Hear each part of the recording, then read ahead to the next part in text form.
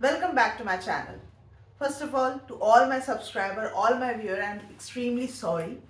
बहुत लंबा गैप हो गया because of some unavoidable reasons. मैं नहीं lectures deliver कर पा रही थी on time. But अब ऐसा नहीं होगा. Timely lectures आते रहेंगे, topics आप तक पहुंचते रहेंगे. So आज का topic है flagella and cilia. इसके बारे में अगर हम बात करें तो सबसे पहले जो थॉट हमारे दिमाग में आता है वो होता है it is something related to the movement, because हमें यही सुनते आए हैं, पढ़ते आए हैं कि flagella and cilia are the structure which is mainly responsible for the movement. Exactly. Now अगर हम इन दोनों की बात करें कंबाइनली तो what features this shares and क्या इनमें सिमिलैरिटीज हैं. तो सिमिलैरिटी है, first thing that they are cell organelle. Cell organelle सुनते ही दिमाग में जो बात आती ना वो ये होती है कि ओके अ सेल ऑर्गेनील, जो कि हम इस बचपन से पढ़ते आए हैं कि a unit structure within a cell is called cell organelle. बिल्कुल सही बात है. तो क्या ये फ्लैजेला और सीलिया सेल के अंदर होते हैं? नहीं, फ्लैजेला और सीलिया सेल के अंदर नहीं होते हैं, बल्कि they are the projection of the cell membrane. ठीक है, projection of cell membrane. तो एक बात बड़ी ही साफ है कि projection of cell membrane कह रही हूँ, that means ये भी किससे कवर रहते होंगे? इस cell membrane से, है ना? cell membrane से कवर रहने की वजह से क्या होता होगा कि जो इनकी लेयरिंग या कवरिंग है वो भी फॉस्फोलिपिड और प्रोटीन की तरह ही बनी हुई होती होगी जैसे कि सेल की होती है. बिल्कुल ऐसी ही बनी हुई होती है.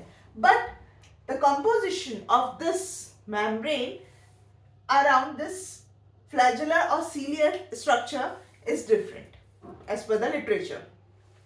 सो that's why it is called as cell organelle.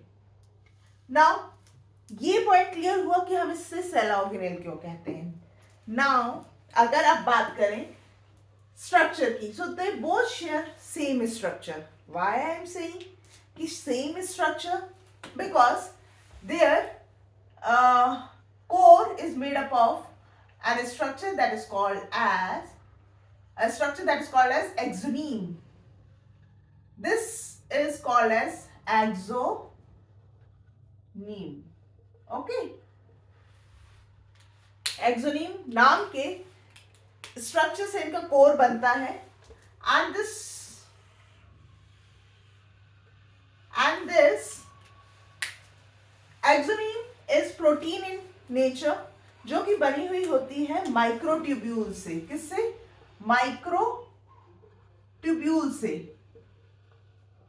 And these microtubules are nothing, they are made up with the tubulin protein.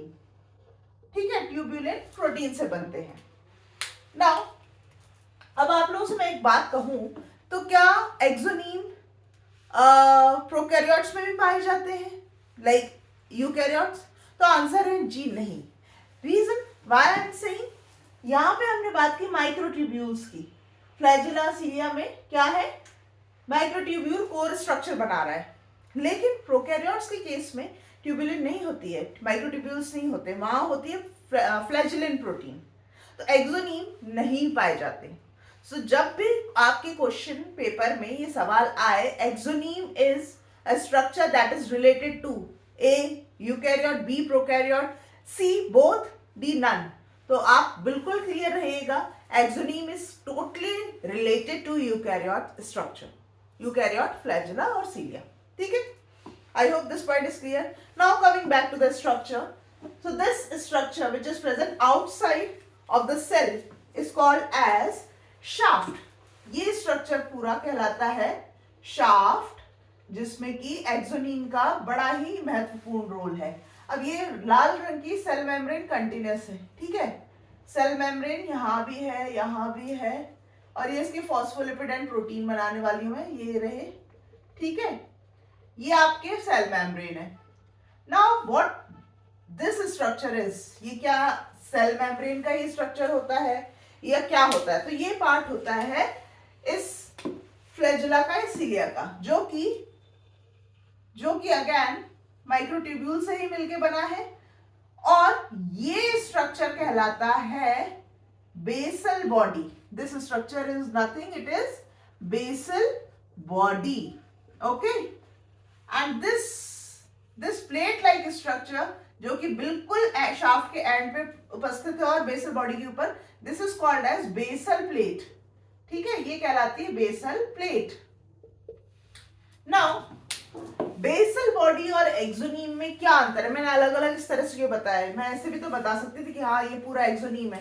Actual यहां भी माइक्रोट्यूब्यूल्स है, यहां भी माइक्रोट्यूब्यूल्स है, बट डिफरेंट है.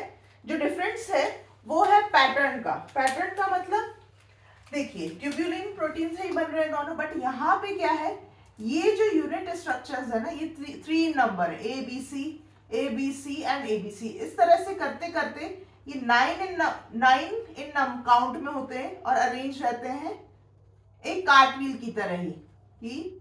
ठीक है, 1 2 3 4 5 6 7 8 एंड हियर इट इज 9.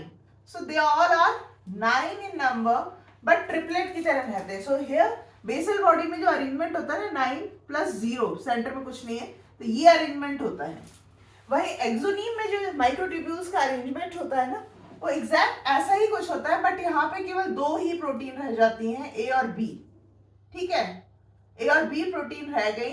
अब ये 9 नंबर में पूरा कार्टव्हील की तरह ही अरेंज रहती हैं. 1 2 3 4 5 6 7 8 एंड 9. साथ ही साथ एक बीच में भी एक पेयर के तौर पे 2 प्रोटीन्स रहती हैं. Now this arrangement in exonym is called as 9 plus 2 arrangement. 9 plus 2 arrangement in exonym, while in basal body it is 9 plus 0. Now other than the tubulin, what protein are actually involved in the maintenance of this structure? So the term is nexin and dynein. Nexin and dynein are the 2 important proteins that helps in maintaining this structure because they are basically connecting protein होती हैं. ठीक है, इन units को आपस में connect करके रखते हैं. ये सारा स्ट्रक्चर वगैरह का डिटेल हम बाद में बात करेंगे आने वाले लेक्चर्स में. अभी आप ऊपर ही सुपरफिशियली समझ लीजिए कि एग्जैक्टली हो क्या रहा, होता क्या है इन दोनों के स्ट्रक्चर में. सो ये एक स्ट्रक्चर है फ्लैजेलन या सीलिया का. किसी का भी स्ट्रक्चर इधर सेम, किसी का भी आप कंसिडर कर सकते हैं. ठीक है, बेसल बॉडी, शाफ्ट का कोर, एक्सोनीम. यहाँ पे बेसल बॉडी में अरेंजमेंट होता है 9 plus 0 माइक्रोट्यूब्यूल्स, यहाँ होता है 9 plus 2. ना यहाँ हमें मालूम है कि अब यहाँ पे अंदर क्या है, पूरा साइटोप्लाज्म है. ये सेल है हमारी सेल मेम्ब्रेन, और यहाँ साइटोप्लाज्म है. यहाँ पे ना बड़े फाइन से फाइबर्स होते हैं प्रोटीन के, जो कि कहलाते हैं क्या, रूटलेट्स, जो कि एक तरह से कनेक्ट करके रखते हैं किसको, इस स्ट्रक्चर को और साइटोप्लाज्म को. So this is all about the structure of a flagella or cilia. Now moving toward the movement, what type of movement they show and how. Actually अगर हम बात करें कि भाई मूवमेंट किस तरह का होता है और कैसे होता है, तो यहाँ का ना क्रॉस सेक्शन में दिखा रही है ये वाला. ये मान लीजिए 2 प्रोटीन है मेरे हाथ में, तो they actually move like this and in all the arrangement this movement continuously happens. So क्या होता है, एक मोशन मिलता है पूरे के पूरे इस स्ट्रक्चर को, and in this way the flagella और सीलिया स्टार्ट टू मूव. ये एनर्जी डिपेंडेंट मूवमेंट होता है. यूकैरियोट्स में it's completely dependent on ATP consumption, while in prokaryotes it is proton motive force की वजह से इन्हें एनर्जी मिलती है, and finally the movement occurs. Flagella और सीलिया में डिफरेंस भी है. डिफरेंस ऐसा है, first flagella is a long structure. It is not always present in group and many in number, while cilia is tiny hair-like structure that is present on the cell surface. Tiny structure होता है, बहुत छोटे छोटे structure होते हैं, and they are numerous in number. And one more thing which is very important about cilia, that is they are only present on the eukaryotic cell पे. Prokaryotes में नहीं पाए जाते हैं cilia, जबकि फ्लैजेला प्रोकैरियोट्स में भी होते हैं, यूकैरियोट्स में भी होते हैं. ठीक है, प्रोकैरियोट्स में फ्लैजेलिन के बने हुए होते हैं, यहाँ पे ये एक्सोनीम जो कि माइक्रोट्यूब्यूल के बने होते हैं. Now they are long, they are short appendages.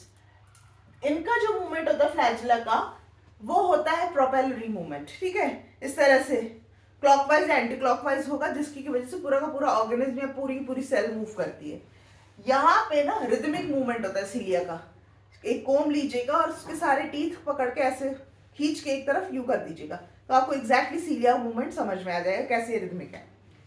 So these are the basic difference between these two movement या मोशन स्ट्रक्चर। आई होप ये लेक्चर अच्छा लगा हो तो please hit the like button, share this video with your friend and please subscribe my channel. मिलते हैं आगे के लेक्चर्स के साथ में। Till then stay safe and stay blessed. Bye bye.